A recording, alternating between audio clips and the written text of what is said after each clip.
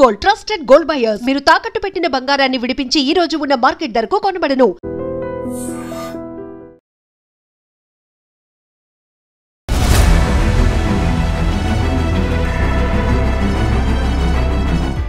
నమస్కారం, welcome to I dream. నేను మీ సంగీత.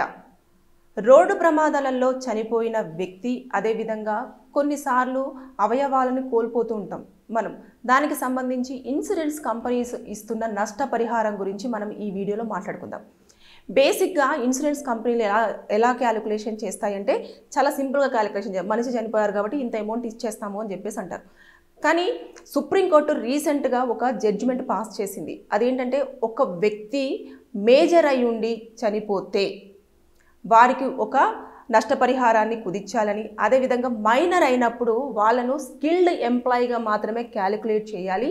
వారు రోజువారీగా పనిచేస్తున్న వ్యక్తిగానే క్యాలిక్యులేషన్ చేసి వారికి ఒక అమౌంట్ని ఫిక్స్ చేయాలి అని చెప్పేసి చాలా స్పష్టంగా సుప్రీంకోర్టు ఒక తీర్పును వెలువరిచింది. అంటే ఇన్సూరెన్స్ కంపెనీస్ ఏదైతే ఉంటారో, ఇప్పుడు సపోజ్ కొన్ని యాక్సిడెంట్లలో మనం చూస్తుంటాం, చాలా చిన్న పిల్లలు అంటే 12 సంవత్సరాల వాళ్ళు కానివ్వండి, లేదంటే 18 సంవత్సరాల బిలో వాళ్ళు కాలు చేతులు కోల్పోవడం కానివ్వండి, లేదు అనుకుంటే వెంటనే స్పాట్లో చనిపోవడం కానివ్వండి, ఇవన్నీ చూస్తూ ఉంటాం. కానీ ఇంకా వాళ్ళ కుటుంబంలో ఒక వ్యక్తిని నష్టపోయిన తర్వాత వాళ్ళు ఒకవేళ బ్రతికి ఉంటే వారు ఏం చేసేవారు, వారి వల్ల వాళ్ళ ఇంటికి ఎలాంటి ఆదాయం ఉండేది. కాబట్టి ఇవన్నీ క్యాలిక్యులేషన్ చేసిన తర్వాతనే ఇన్సూరెన్స్ కంపెనీలు వారికి నష్టపరిహారం చెల్లించాలి అని చెప్పేసి చాలా స్పష్టంగా చేసింది. ఎందుకు ఇలాంటి తీర్పు ఇచ్చింది అని మనం ఒకసారి మాట్లాడుకుంటే, గుజరాత్లో ఒక వ్యక్తి వాళ్ళ కొడుకుతోటి ట్రావెల్ అవుతున్న సమయంలో వాళ్ళకు యాక్సిడెంట్ అనేది జరిగిన తర్వాత వాళ్ళ కొడుకుకు 8 సంవత్సరాలు ఉన్నప్పుడు కాళ్ళు కోల్పోవడం జరిగింది. యాక్సిడెంట్లో 2 కాళ్ళు పోయాయి, ఆయనకు తీవ్రంగా గాయాలయ్యాయి. అయిన తర్వాత ఇట్లా రోడ్డు ప్రమాదంలో మోటార్ వెహికల్ ఇన్సూరెన్స్ దాని కింద కూడా వాళ్ళు క్లెయిమ్ చేసుకోవాలని చెప్పేసి కోర్టును అప్రోచ్ అయ్యారు. అయిన తర్వాత ఇన్సూరెన్స్ వాళ్ళు ఏం చేశారంటే ఒక 3 లక్షల రూపాయలను వాళ్ళకు ఇవ్వడం జరిగింది.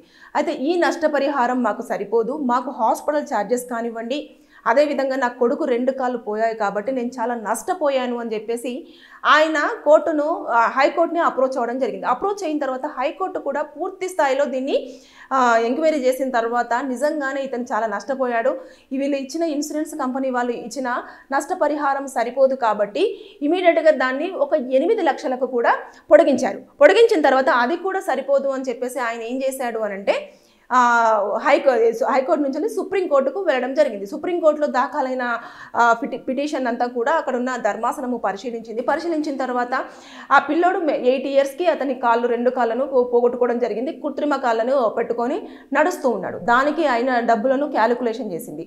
అదేవిధంగా ఆ పిల్లవాడు అది 2012లో జరిగింది. ఇప్పుడు 2025 అంటే అతనికి ఇంకా మ్యారేజ్ కూడా అయ్యే అవకాశాలు లేదు. అంటే అక్కడ కూడా నష్టపోయినట్టే. దానికి ఒక 5 లక్షల రూపాయలని, ఏదైతే కృత్రిమ కాలు పెట్టుకున్నారు కదా దానికి ఒక 3 లక్షల రూపాయలని, అదేవిధంగా అతను డైలీ వారి స్కిల్డ్ ఎంప్లాయీగానే క్యాలిక్యులేషన్ చేయాలి అని చెప్పేసి డిసైడ్ చేసి దాంట్లో రోజువారీగా అతనికి ఒక 242 రూపాయలను కేటాయించింది. అంటే ఈ లెక్కన ఒక నెలకి 6,000 చిల్లర సంథింగ్ అలా అవుతుంది. దాన్ని కూడా క్యాలిక్యులేషన్ చేసి మొత్తము అమౌంట్ అంతా కూడా ఫైనల్గా అన్ని యాంగిల్స్లలో కూడా చూసి అతనికి 36 లక్షల రూపాయల నష్టపరిహారం చెల్లించాలని ఇన్సూరెన్స్ కంపెనీకి ఆదేశాలు పాస్ చేయడం జరిగింది. అది జడ్జిమెంట్ చాలా ఇంపార్టెంట్గా మారింది. చాలామంది ఇప్పుడు దాన్ని చాలా అప్రిషియేషన్ కూడా చేస్తూ ఉన్నారు. అంటే ఇన్సూరెన్స్ కంపెనీస్ ఏదో ఒక అమౌంట్ ఇచ్చేస్తాయి, చేతులు దులిపేసుకుంటాయి. అలా కాకుండా ఇప్పుడు మేజర్స్ అయితే ఒక క్యాలిక్యులేషన్ ఉంటుంది. అంటే అతను పని చేస్తే ఒక ఆదాయం వచ్చేది, కుటుంబ పోషణ అంతా కూడా జరిగిపోయేది. అదేవిధంగా పెళ్ళి అయింది అని అంటే అతని జీవనం అనేది ఇంకొకలాగా ఉండేది. ఇప్పుడు 2 కాళ్ళు పోగొట్టేసుకున్నాడు కాబట్టి అతని లైఫ్ అనేది ఇంకక్కడికే స్ట్రక్ అయిపోయింది. దాంతోపాటు అతను జీవితంలో చాలా కోల్పోవాల్సి వచ్చింది అని చెప్పేసి కోర్టు అదినంతా కూడా పాయింట్ టు పాయింట్ అతని వాదన విన్నది. తర్వాత నెక్స్ట్ ఇరు వర్గాలకు సంబంధించిన అడ్వకేట్స్ వాదన విన్న తర్వాతనే ఒక 36 లక్షల రూపాయల ఇన్సూరెన్స్ అనేది ఆ అబ్బాయికి ఇవ్వాలి అని చెప్పేసి చాలా స్పష్టం చేసింది. అంటే నేను ఈ వీడియో త్రూ అందరికీ చెప్పేది ఏంటంటే, మోటార్ వెహికల్ ఇన్సూరెన్స్ యాక్ట్ కింద కంపల్సరిగా మనకు కొంత అమౌంట్ అనేది రావడం జరుగుతుంది. అయితే జరిగినప్పుడు ఎంతో కొంత వచ్చింది, 1,00,000 రూపాయలు ఇస్తే 1,00,000 రూపాయలు, 2 లక్షలు ఇస్తే 2 లక్షలు అనేది మనం తీసేసుకొని గమ్మున అయిపోతాం. అలా కాకుండా మనకు గాయాలు తగిలితే ఒక రేటు అంటే ఒక అమౌంట్ అనేది ఫిక్స్ అయి ఉంటుంది. అదేవిధంగా మేజర్స్ చనిపోతే ఒక అమౌంట్ అనేది ఫిక్స్ అయి ఉంటుంది. ఎందుకంటే ఎవరైతే ఉద్యోగం చేస్తూ ఉంటారో వారు డైలీగా ఒక అమౌంట్ను ఎర్న్ చేస్తూ ఉంటారు. అదేవిధంగా కంపెనీ నుంచి వెళ్ళి పిఎఫ్ అనేది ఉంటుంది. కంపెనీ కొంచెం డబ్బులు కూడా ప్రొవైడ్ చేయాల్సిన అవసరం ఉంటుంది. ఇవన్నిటిని క్యాలిక్యులేషన్ చేసుకున్న తర్వాత ఇన్సూరెన్స్ కంపెనీలో ఒక అమౌంట్ని ఫిక్స్ చేసి వాళ్ళకు ఇవ్వాలి. అలా కాకుండా వారు ఏదో అక్కడ ఉన్న టర్మ్స్ అండ్ కండిషన్స్ అని చెప్పేసి చిన్న కాలం పెడుతుంది. అది అసలు ఆ అక్షరాలు మనకు కనిపించవు. ఇవన్నీ కూడా మనం చూసుకొని పెట్టిన తర్వాతనే ఇప్పుడు మైనర్స్ అయిందనుకో, ఇప్పుడు మేజర్స్ వరకు ఒకటి, అదే మైనర్స్ అయిందనుకో 18 ఇయర్స్ బిలో వాళ్ళనుకో వాళ్ళకి చాలా ఫ్యూచర్ ఉంటుంది. అంటే ఇప్పుడు వాళ్ళు చదువుకున్న తర్వాత ఏదో ఒక స్థాయిలోకి రావడం కానివ్వండి, ఉద్యోగం చేసే వారికి ఒక పర్టికులర్ శాలరీ అనేది ఫిక్స్ అయి ఉండడం కానివ్వండి, ఇలాంటివన్నీ ఉంటాయి. కాబట్టి ఆ అమౌంట్ను కనుక్కొని ఒక అమౌంట్ని ఫిక్స్ చేసి దాన్ని ఇన్ని ఇయర్స్ పాటు, ఇతను ఇన్ని ఇయర్స్ పాటు ఇంట్లోనే ఉన్నాడు కదా, అన్ని ఇయర్స్ పాటు కూడా అతను పనిచేసినందుకు ఇంత క్యాలిక్యులేషన్ చేసి ఆ అమౌంట్ను మంత్లీకి ఇంత ఫిక్స్ చేసి దాన్ని మల్టిపుల్ చేశారు. అంటే ఇన్ని నెలలకి చేసి ఆ అమౌంట్ను కూడా అతనికి ఇవ్వాలని చెప్పేసి సూచించడం జరిగింది. అంటే మొత్తంగా ఫైనల్గా 36 లక్షల రూపాయలు ఆ అబ్బాయికి ఇచ్చారు.